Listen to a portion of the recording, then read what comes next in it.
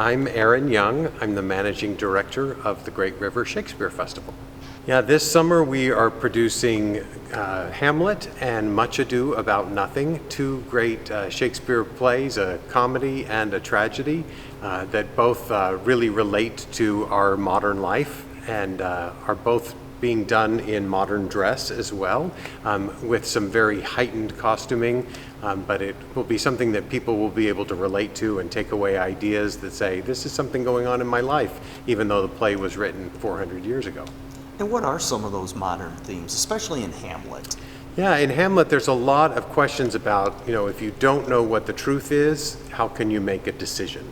And Hamlet faces that because he wonders whether the ghost that came to him was telling him the truth about how his father was murdered, or whether it is something trying to lead him down a dark path and seek revenge where it wasn't needed. And so much of Hamlet's indecision is trying to figure out what is true. And I think we all relate to that right now in the news. We get fed, depending on how we consume our news, wondering what is true and how do we make our decisions moving forward. And tell me a little bit about the comedy. Yeah, so Much Ado About Nothing is being produced as a big block party. The community is getting together to have a big party, and the soldiers come home from war. And the thing that I really am excited about is the Watch, which is written as the group that kind of oversees the community that was in charge while the soldiers were off to war. Now they're kind of displaced because the men have returned, but the Watch had been in charge for a long time. And we have our Watch being played by children.